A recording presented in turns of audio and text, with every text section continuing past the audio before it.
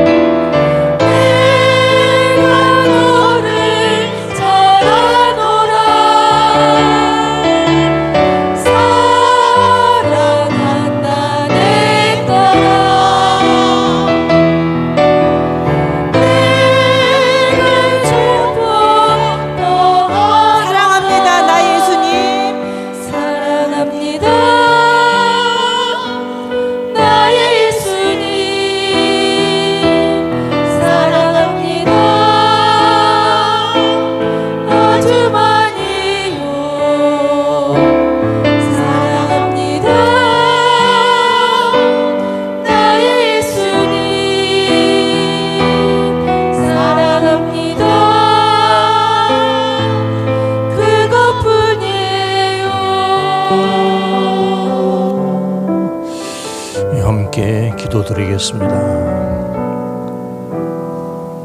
자비하시고 은혜가 풍성하신 여호와 우리 하나님, 우리를 이끄시고 주의 보좌에 이르게 하시니 감사를 드리옵나이다. 날마다 우리와 동행하시고 우리의 모든 삶을 아시는 아버지,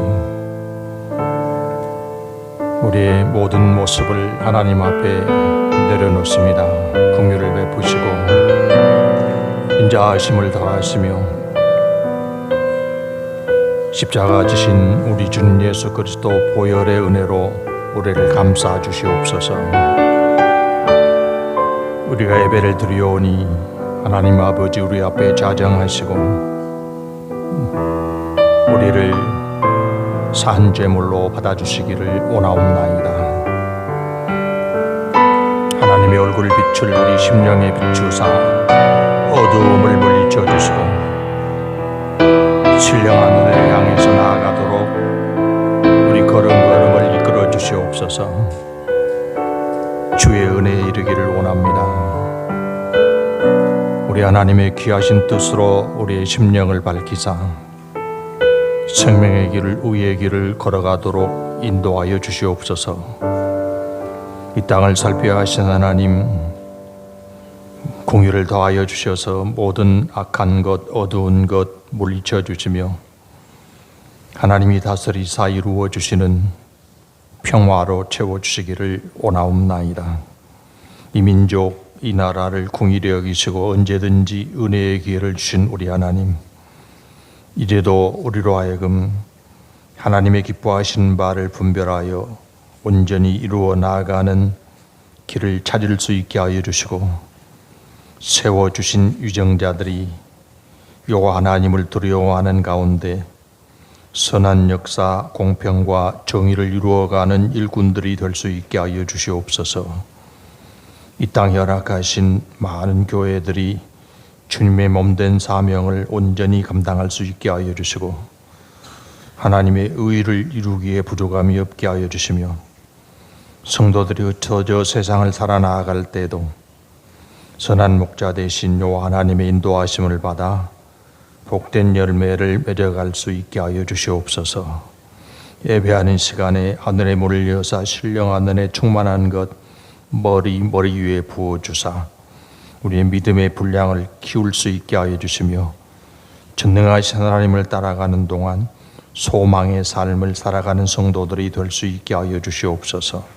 삶의 문제를 하나님 앞에 맡기고 의지하오니 주의 깊으신 뜻 가운데 다스려 주셔서 하나님의 능력과 권세를 체험하는 삶을 이룰 수 있게 하여 주시고, 또 우리를 세상에 보내사 감당케 하신 사명을 끝까지 이루어내는 충성된 일꾼들이 될 수 있게 하여 주시옵소서.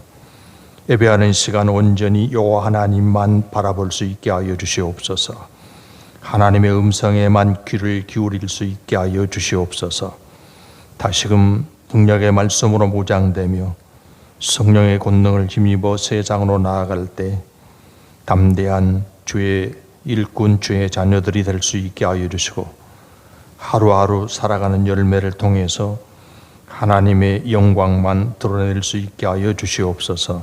기쁘신 뜻 우리 가운데 이루시는 신실하신 여호와 우리 하나님을 찬양하고 감사를 드리오며 예수님 이름으로 기도하옵나이다. 아멘.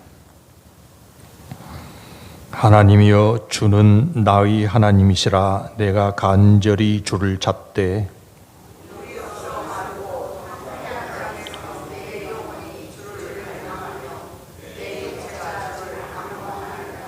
내가 주의 권능과 영광을 보기 위하여 주의 인자하심이 생명보다 나음으로 이러므로 나의 평생에 주를 송축하며 골수와 기름진 것을 먹음과 같이 나의 입이 기쁜 입술로 주를 찬송하되 내가 나의 침상에 주를 기억하며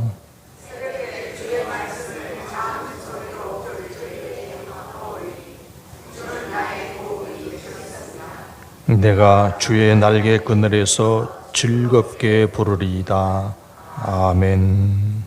전능하사 천지를 만드신 하나님 아버지를 내가 믿사오며 그 외아들 우리 주 예수 그리스도를 믿사오니 이는 성령으로 잉태하사 동정녀 마리아에게 나시고 본디오 빌라도에게 고난을 받으사 십자가에 못 박혀 죽으시고 장사한 지 사흘 만에 죽은 자 가운데서 다시 살아나시며 하늘에 오르사 전능하신 하나님 우편에 앉아 계시다가 저리로서 산자와 죽은 자를 심판하러 오시리라. 성령을 믿사오며 거룩한 공회와 성도가 서로 교통하는 것과 죄를 사하여 주시는 것과 몸이 다시 사는 것과 영원히 사는 것을 믿사옵나이다. 아멘. 성경 말씀 구약 역대상 28장에서 함께 보시겠습니다.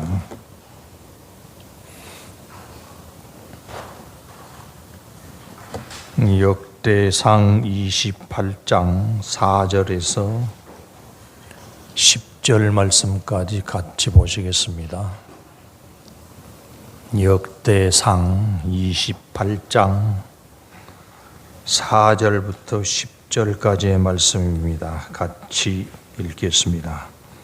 그러나 이스라엘 하나님 여호와께서 전에 나를 내 부친의 온 집에서 택하여 영원히 이스라엘 왕이 되게 하셨나니 곧 하나님이 유다 지파를 택하사 머리를 삼으시고 유다의 가문에서 내 부친의 집을 택하시고 내 부친의 아들들 중에서 나를 기뻐하사 온 이스라엘의 왕을 삼으셨느니라. 여호와께서 내게 여러 아들을 주시고 그 모든 아들 중에서 내 아들 솔로몬을 택하사 여호와의 나라 왕위에 앉혀 이스라엘을 다스리게 하려 하실 때 내게 이르시기를 내 아들 솔로몬 그가 내 성전을 건축하고 내 여러 뜰을 만들리니 이는 내가 그를 택하여 내 아들로 삼고 나는 그의 아버지가 될 것임이라. 그가 만일 나의 계명과 법도를 힘써 준행하기를 오늘과 같이 하면 내가 그의 나라를 영원히 견고하게 하리라 하셨느니라.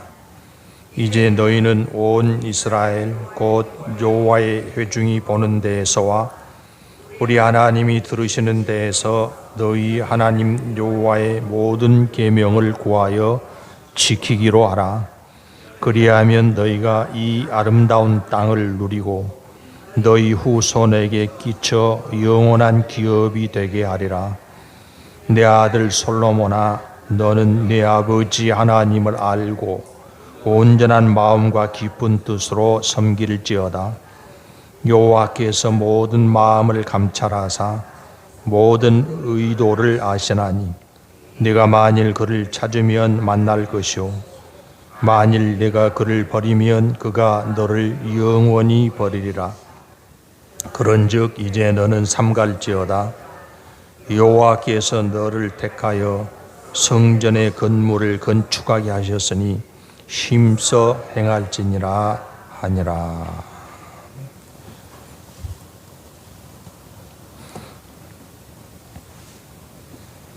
인생의 미래가 매우 불확실하기 때문에 나의 앞날은 어떻게 될까 그걸 알아보고자 하는 궁금증이 있고 특별히 삶이 잘 풀려나가지 않고 어려운 일이 계속되면 그걸 어떻게 풀 수 있을까 그 조언을 구하고자 하죠.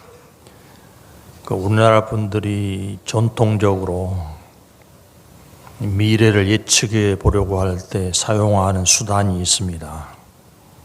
그 연초에는 토정 비결을 보고 또 개개인의 삶에서 쉽사리 답을 찾지 못하게 될 때는 사주 관상을 보기도 하고 잘 집어서 맞춘다고 하는 무당을 찾아가기도 하고 그렇습니다. 저희도 어렸을 때 부모님들 토정 비결을 그 책에서 자기에게 해당되는 페이지를 가지고 와서 읽어주는 그런 경험을 한 적이 있습니다. 그래서 1월에는 이런 일이 있을 거다. 8월에는 물가에 가지 말아라. 왜 물가에 가지 말아야 되죠? 8월에 물가에 가게 되는 일이 많죠. 그러다가 위험한 일을 당할 수도 있겠으니까 가지 마라. 그리고 몇 월이 되면 귀인을 만나게 될 것이다. 이런 내용들이었다고 기억이 됩니다. 혹시 여러분이 사주 관상을 보신 적이 있는가요? 그 무당의 점괘보다는 그래도 사주 관상은 통계학적 근거가 있다고도 합니다. 그 사주 관상에서도 어느 방향으로 가면 귀인을 만나게 될 것이다. 뭐 동남 방향으로 간다든지 반대로 북서 방향으로 가면 귀인을 만나게 될 것이다. 이런 조언을 드릴 수 있습니다. 우리가 살아가면서 귀한 사람을 만나는 것은 매우 중요합니다. 좋은 사람, 도움이 되는 사람을 만나면 인생을 풀어가는데 보다 더 쉬운 길을 걸어갈 수 있게 되죠. 좋은 부모를 만난다. 학교에 가면 좋은 스승을 만난다. 또 성장에서는 좋은 배우자를 만난다. 그러면 경쟁 세상에서 다른 사람보다는 훨씬 이로운 조건이 될 수 있을 것입니다. 그런데 문제는 내가 그런 좋은 사람들, 귀인들을 만나는 것이 내 뜻대로 다 되지 않는다는 것입니다. 그러니까 우은수 타령을 할 수밖에 없죠. 내 뜻대로 다 된다고 하면 내가 찾아가서 만나지. 나를 도와줄 만한 귀인이 어디 있는지 어디서 나타날지 모르니까 사주팔자를 짚어보고 그렇게 하지 않겠습니까? 여러분이 지금까지 살아오면서 만난 여러 사람들 중에 그 사람은 정말로 나에게 도움이 되는 귀인이었다. 그 몇 사람 정도 꼽을 수 있겠습니까? 내가 그 사람을 만나서 격려를 받았고 힘을 얻었고 소망을 얻을 수 있었다. 그럼 어떤 사람을 꼽을 수 있겠습니까?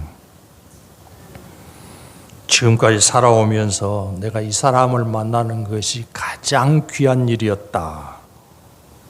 그러면 어떤 사람을 꼽을 수 있겠습니까? 그 사주 관상을 운명철학이라고 하는가요? 운명철학에서 귀인을 강조하는 이유가 무엇이겠습니까? 사람이 세상을 혼자 살아갈 수 없기 때문에 반드시 다른 사람의 도움이 필요하다. 그는 인생의 경험에서 귀인을 만나야 된다는 이야기를 하게 될 것입니다. 그러면 어떤 귀인을 만나는 것이 가장 좋겠습니까? 나의 삶에 힘이 되고 큰 도움을 줄 만한 사람이 귀인이라고 할 수 있겠죠. 그러니까 되도록 지위가 높은 사람, 되도록 재산을 많이 가진 사람이 귀인이라고 할 수 있겠고, 그런 사람을 만나서 그런 사람과 가까운 관계를 이루는 일도 중요하다고 하겠습니다. 여러분에게 꼽아보라고 말씀을 드렸습니다만 여러분의 지인 중에 가장 높은 사람, 가장 부한 사람은 누구인가요? 또 그런 사람이 여러분에게 어느 정도의 도움을 주던가요? 생각나는 사람이 있으십니까? 여러분 하나님을 아십니까? 여러분 하나님을 만나셨습니까? 여러분 하나님이 동행하시고 인도하심을 받는 그런 생활을 해 나가고 계십니까? 그러면 여러분에게 하나님은 어떤 분이십니까? 지난 수요 기도의 시간에 우리가 채택했던 사무엘상 본문에 사무엘이 나옵니다. 어린 사무엘을 하나님이 부르실 때 사무엘은 하나님의 부르심인지를 깨닫지를 못했습니다. 왜 깨닫지 못했던가요? 하나님이 반복해서 사무엘아 사무엘아 부르시는데 사무엘은 엘리 제사장에게 달려갔지 않습니까? 왜 하나님의 부르심인 줄 몰랐을까요? 한 번도 하나님을 만난 경험이 없었기 때문입니다. 사무엘이 어디에서 성장했습니까?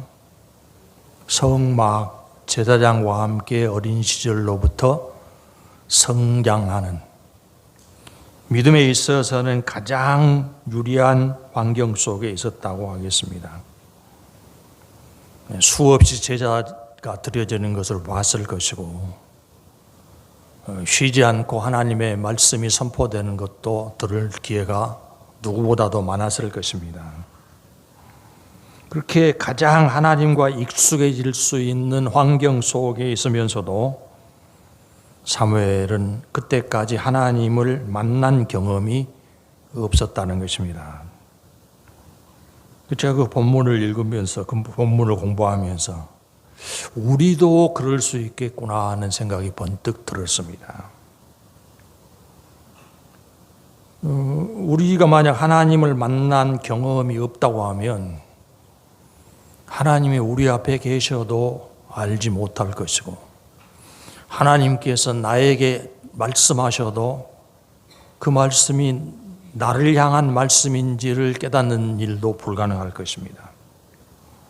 그래서 우리도 반드시 하나님을 만나야 되고 하나님의 음성을 들을 수 있어야 하겠습니다. 이사야 55장 6절인데요. 한번 읽어보십시다. 너희는 여호와를 만날 만한 때에 찾으라. 가까이 계실 때에 그를 부르라. 하나님을 만날 만한 때는 언제일까요? 우리가 그 기회를 찾아낼 수 있어야 하겠습니다. 본문 말씀은 다윗이 아들 솔로몬에게 왕위를 물려주면서 모든 백성을 모아놓고 당부한 내용입니다. 여러분이 다윗과 같은 입장이 되어서 자녀에게 가장 소중한 것을 물려준다고 한다면 무슨 당부를 하시겠습니까? 내가 오늘 이 말이 마지막이 될 수도 있겠고, 그러니까 가장 소중한 말을 내가 남겨야 되겠다고 하면 어떤 당부를 하시겠는가요? 우선은 여러분이 자녀에게 물려주려는 소중한 것이 있어야 되죠. 있어야 물려줄 수 있지 않겠습니까? 내 인생에서 가장 소중한 것이기 때문에 다른 것은 몰라도 이것은 반드시 내 자녀에게 물려주어야 하겠다.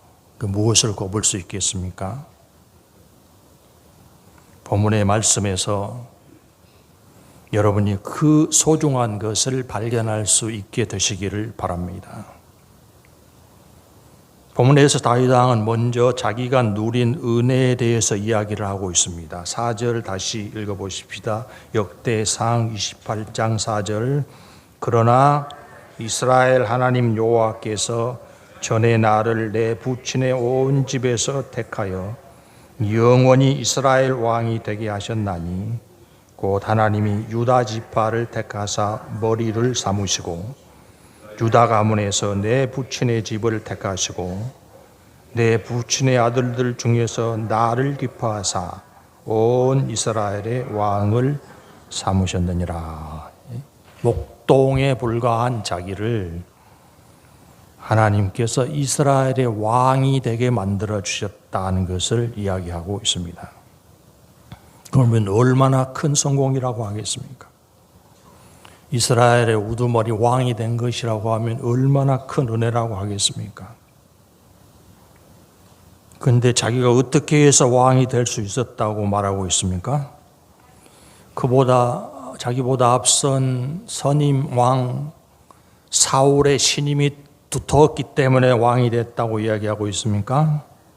아니면 사울보다 훨씬 더 큰 능력이 있기 때문에 그 힘으로 왕권을 쟁취했다고 말하고 있습니까? 아니라고 그러지 않습니까?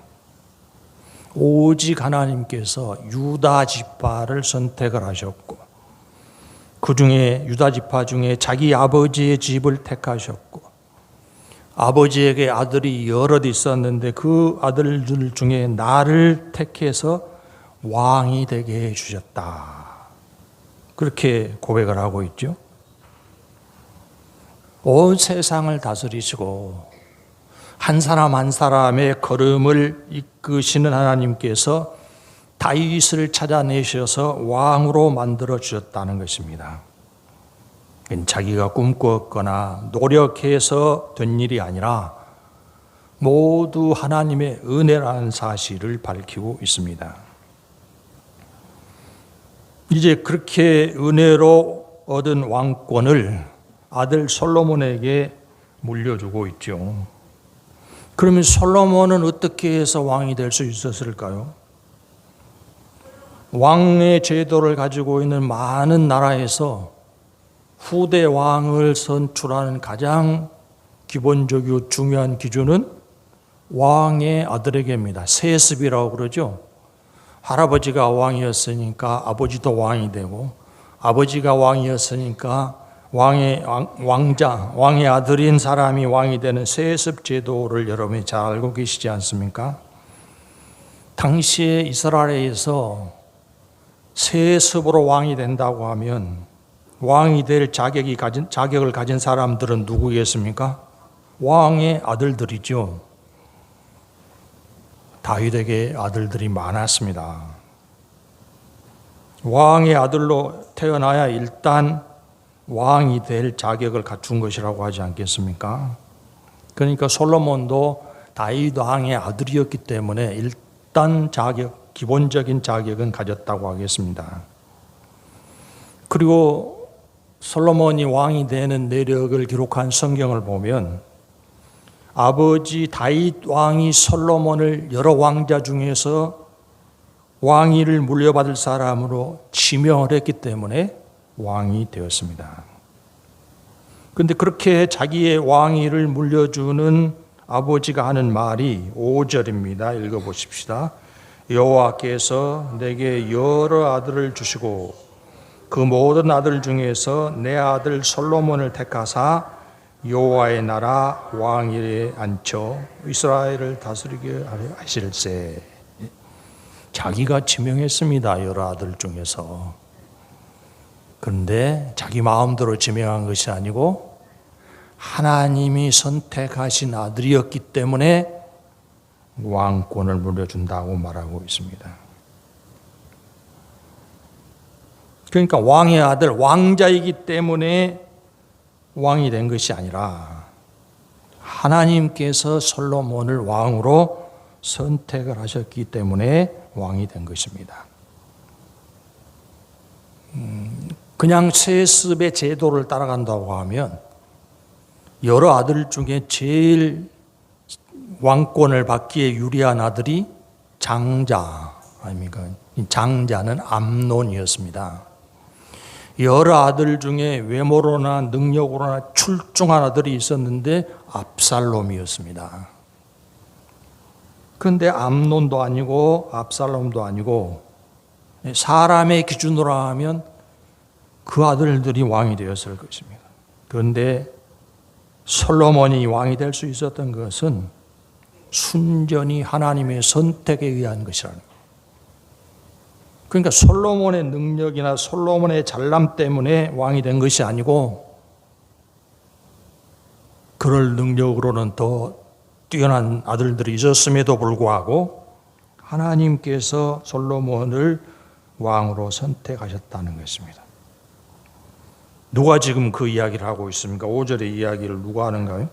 다윗 왕이 하고 있지 않습니까? 자기도 하나님의 은혜로 왕이 되었고 솔로몬도 내가 지명해서 아들들 중에 제일 뛰어나서가 아니라 하나님이 선택을 하셔서 왕이 된 것이라.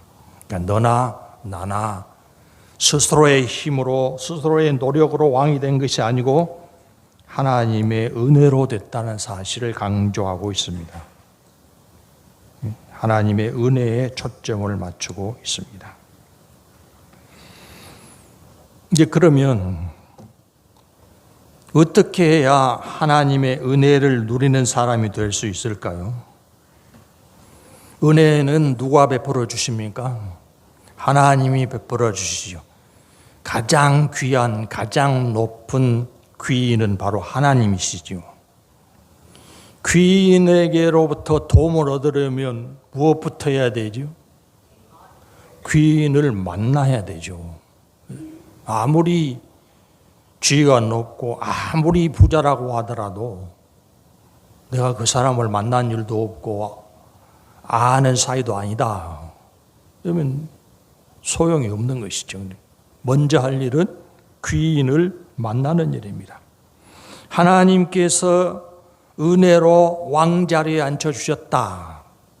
그러면 앞으로도 지속적으로 하나님의 은혜를 누리려고 하면 반드시 하나님을 만나야 되지 않겠습니까?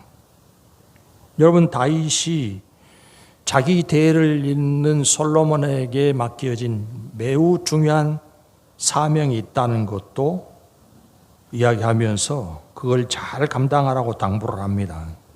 어떤 일이었습니까? 성전을 짓는 일이었습니다. 다윗은 자기가 성전을 지어드리고 싶었는데 하나님께서 거절하시고 네 아들 솔로몬이 성전을 지을 것이다. 그렇게 말씀하셨습니다. 그 6절에도 나오고 10절에도 나옵니다. 그런데 성전 짓는 일이 매우 소중한 일인데 그것보다 더 소중한 일, 그것보다 더 우선해야 될 일이 있다는 것을 본문에서 다윗 왕이 강조를 하고 있습니다. 9절, 본문의 9절 읽어보십시다. 내 아들 솔로몬아, 너는 내 아버지 하나님을 알고 온전한 마음과 깊은 뜻으로 섬길지어다. 여호와께서 모든 마음을 감찰하사 모든 의도를 아시나니 네가 만일 그를 찾으면 만날 것이요 만일 네가 그를 버리면 그가 너를 영원히 버리시리라.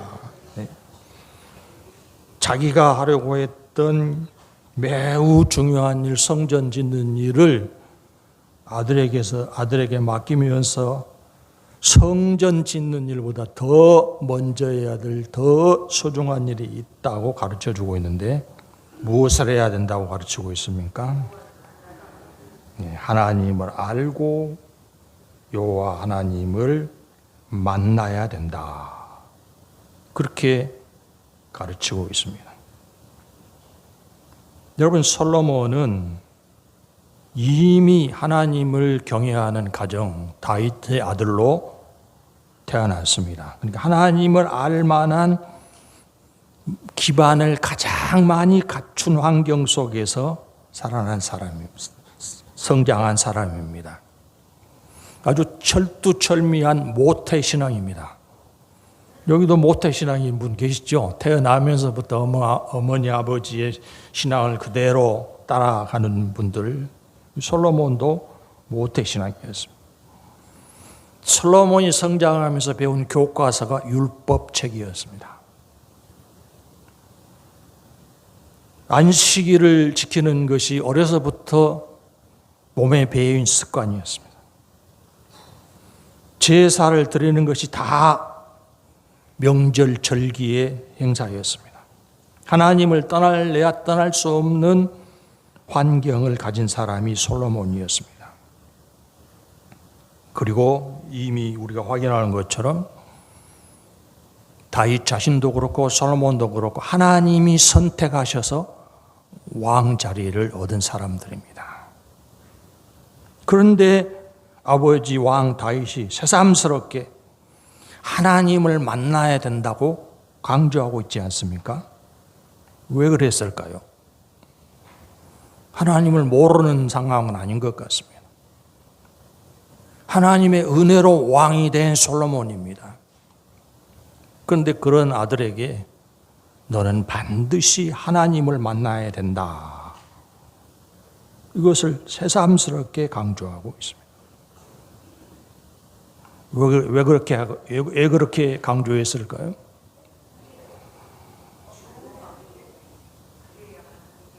하나님을 입버릇처럼 말하면서도 정작 하나님을 모르는 상황이 발생할 수 있기 때문입니다. 기도하고 제사, 예배를 드리면서도 하나님과는 상관없이 살아갈 수 있기 때문입니다. 예수님이 당시의 율법의 전문가, 종교의 박사들이라고 할 만한 바리새인과 서기관들에게 어떤 말씀을 하셨습니까? 마태복음 23장 27절입니다. 화 있을진저 외식하는 서기관들과 바리새인들이여 회칠한 무덤 같으니 겉으로는 아름답게 보이나 그 안에는 죽은 사람의 뼈와 모든 더러운 것이 가득하도다. 그 서기관이나 바리새인들이 다른 이스라엘 사람들에게 비난을 많이 당했는 모양이다. 욕을 많이 얻어먹었는 모양이다. 그렇게 생각하시면 안 됩니다. 존경받는 사람들이었습니다. 기도도 제일 많이 하는 사람들, 헌금도 제일 열심히 하는 사람들. 그 이스라엘 사회에서 믿음이 좋은 사람들이 누굴까 꼽으라고 하면 바리새인과 서기관들이었습니다. 그런데 그런 믿음의 열심을 가지고 있는 서기관과 바리새인들을 보시면서 예수님이 회칠한 무덤과 같다. 그렇게 열심히 잘 믿고 있으니까 복이 있을지어다라고 말씀하시지 않고 화가 있을 것이라고 말씀하셨습니다. 왜 그랬을까요? 하나님을 가장 잘 안다고 자부심을 가진 사람들이었어요. 그런데 그 사람들이 하나님이 보내신 구세주 예수님에 대해서는 어떤 태도를 보이던가요?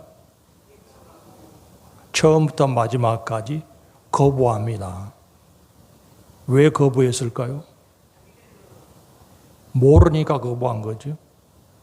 자기들은 잘 안다고, 우리가 하나님을 가장 잘 믿고 있고 가장 열심을 가지고 있다고 하면서 살고 있었지만 정작 하나님이 보내신 메시아는 거부하는 어리석음 가운데 있었어요.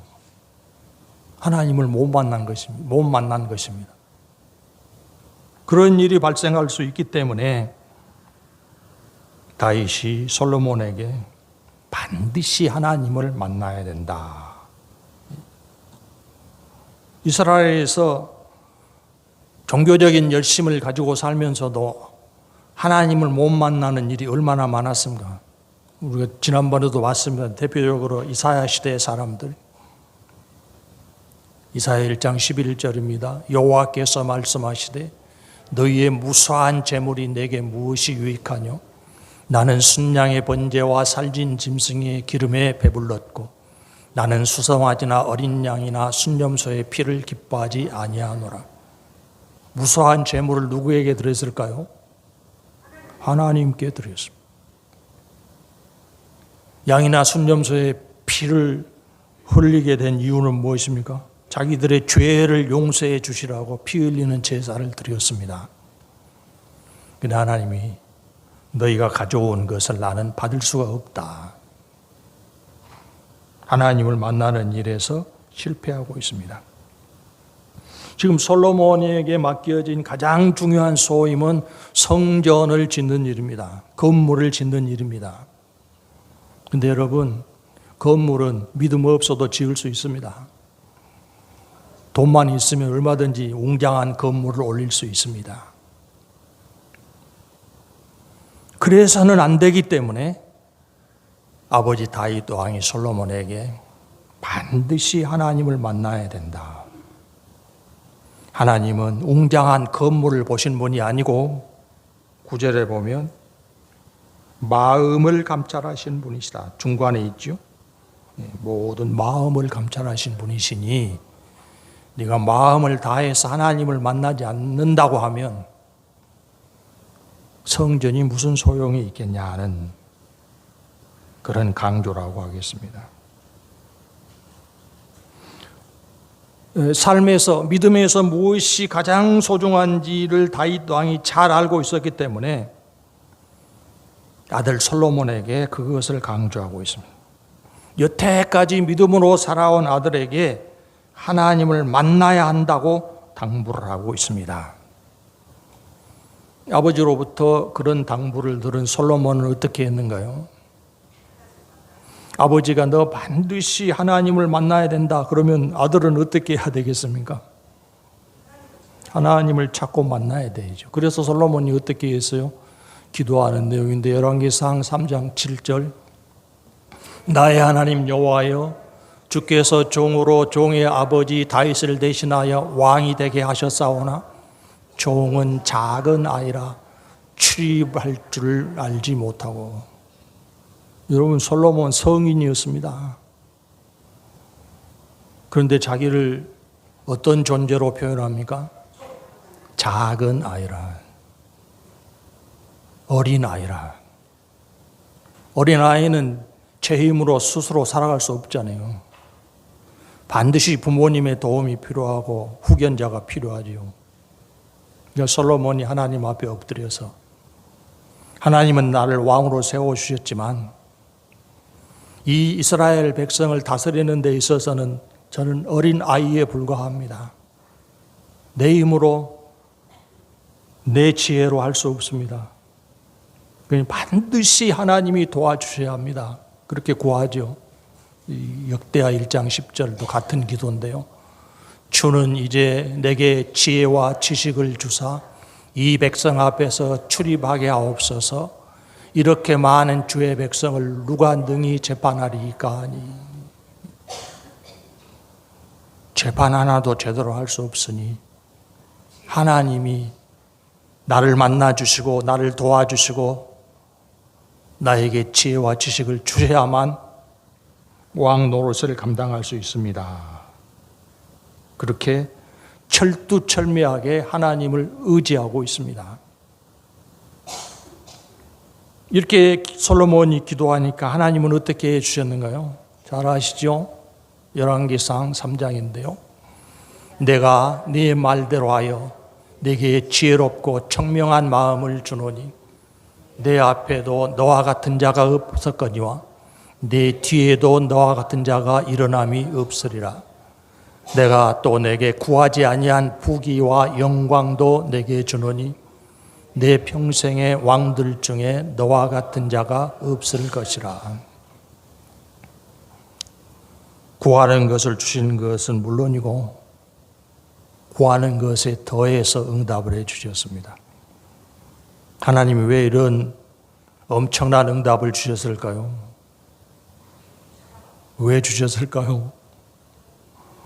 솔로몬이 하나님을 찾고 하나님을 만나기를 간절히 원했기 때문에 만나주시고 솔로몬에게 이루실 약속을 주신 것 아니겠습니까?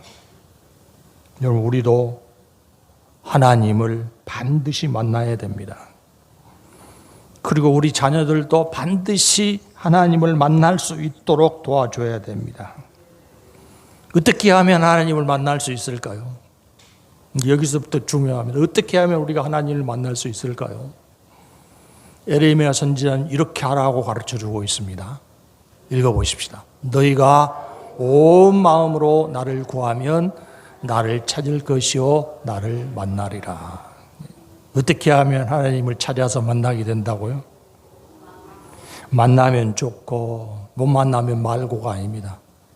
반드시 만나야 된다고 갈급한 마음으로 간절히 하나님을 찾으면 하나님께서 만나 주신다고 약속을 하고 계십니다.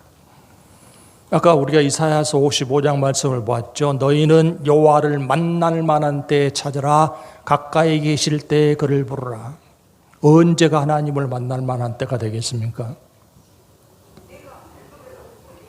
솔로몬은 왜 하나님 앞에 엎드려서 자기를 작은 아이라고 고백했던가요?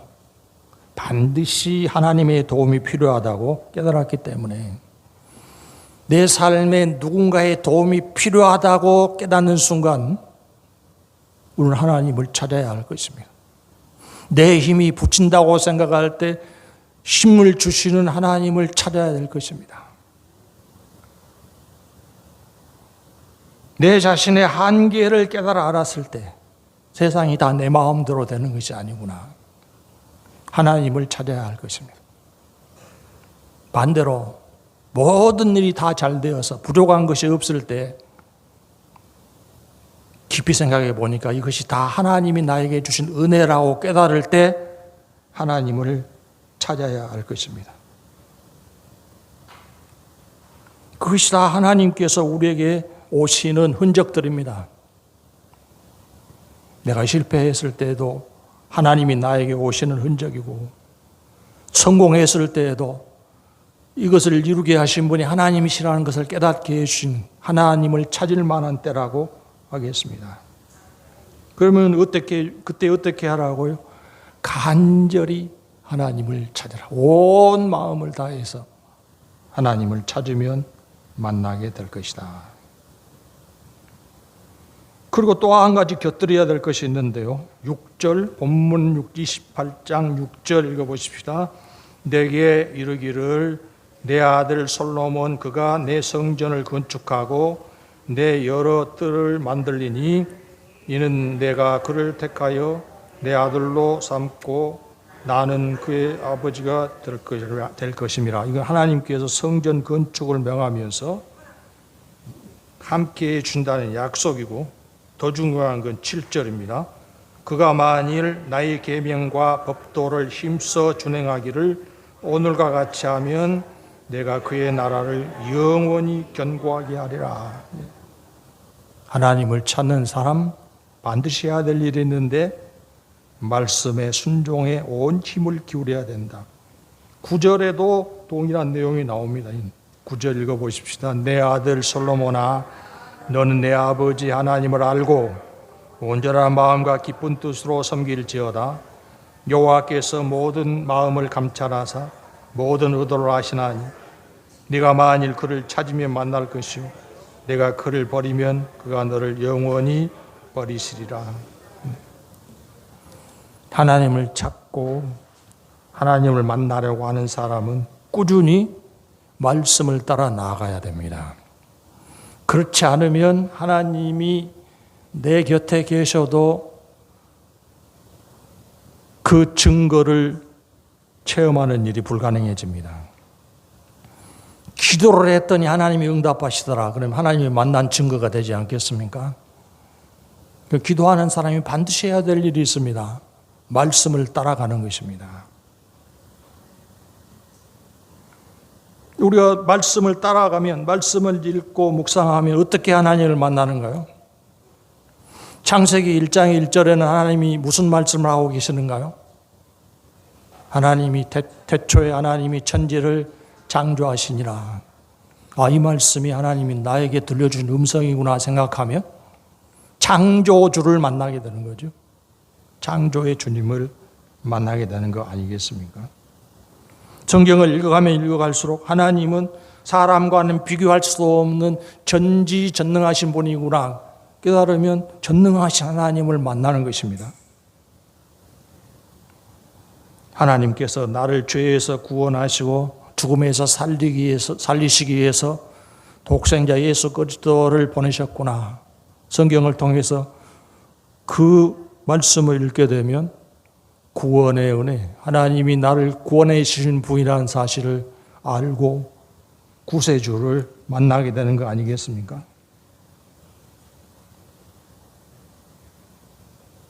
성경 전체가 하나님께서 나에게 하신 말씀이라는 믿음이 커가면 커갈수록 말씀하신 하나님이 나와 함께하고 계시다 체험하게 될 것입니다.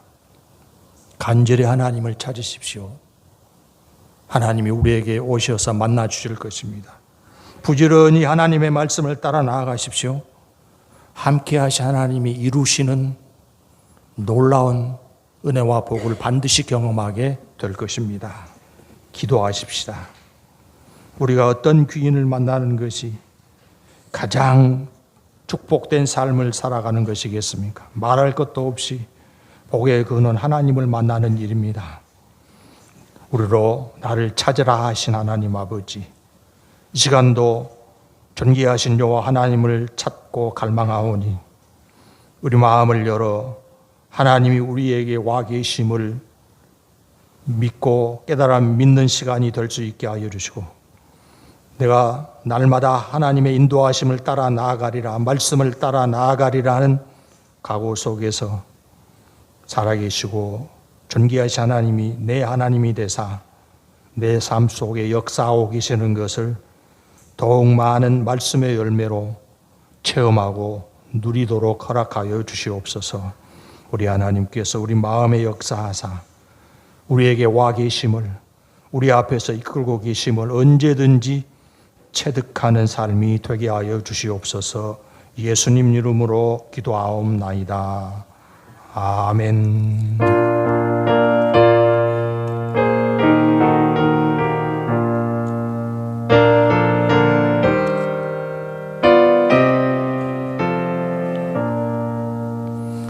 주 하나님 지으신 모든 세계 내 마음 속에 그리워볼 때 하늘의 별 울려 퍼지는 뇌성 주님의 권능 우주의 찬미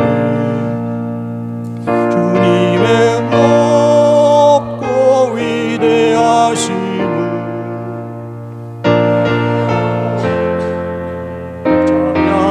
찬양하네.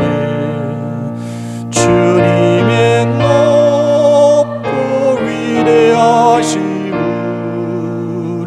내 영혼이 찬양하네. 숲속이나 험한 산 골짜기에서 지적 위는 저 새소리들과 고요하게 흐르는 시냇물은 주님의 솜씨 노래하도다. 주님의 높고 위대하심을 내 영혼이 찬양하네. 주님의 높고 위대하심을 내 영혼이 찬양하네. 주 하나님 독생자 아낌없이 우리를 위해 보내주셨네. 십자가에 피 흘려 죽으신 주 내 모든 죄를 대속하셨네. 주님의 높고 위대하심을 내 영혼이 찬양하네. 주님의 높고 위대하심을 내 영혼이 찬양하네. 내 주 예수 세상에 다시 올 때 저 천국으로 날 인도하리. 저희 엎드려 경배하며 영원히 주를 찬양하리라. 주님의 높고 위대하심을 내 영혼이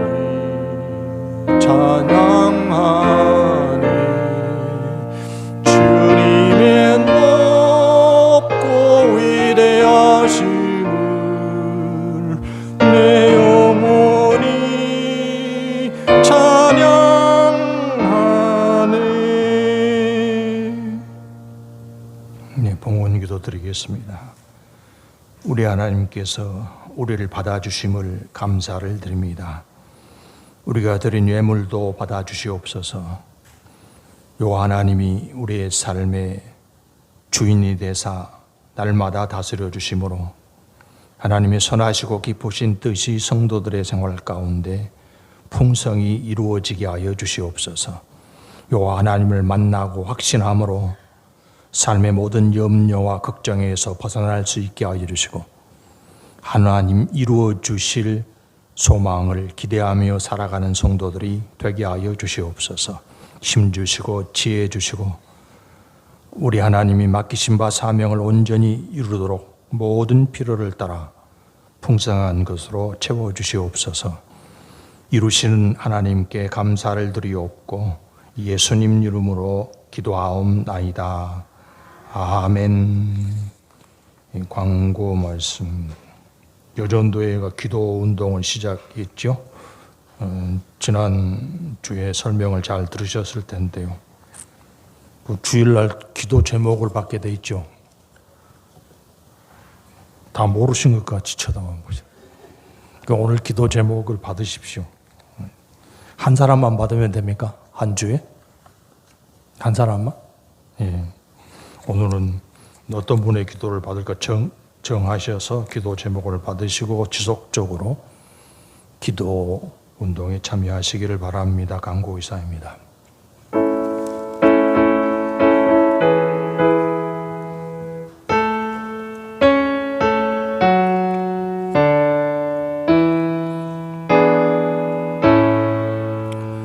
성부 성자와 성령 찬송과 영광 돌려보내세 대처로 지금까지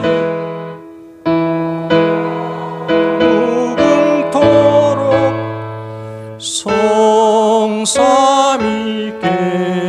영광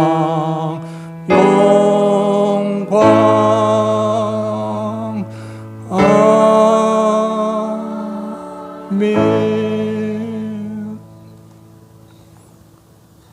주 예수 그리스도의 은혜와 하나님 아버지의 사랑하심과 성령의 교통하시고 인도하시고 충만케 하심이 하나님을 만나기를 간절히 사모하고 하나님의 음성을 들으며 인도하심을 따르기를 결심하는 성도들에게 이제부터 영원까지 함께 있을지어다. 아멘.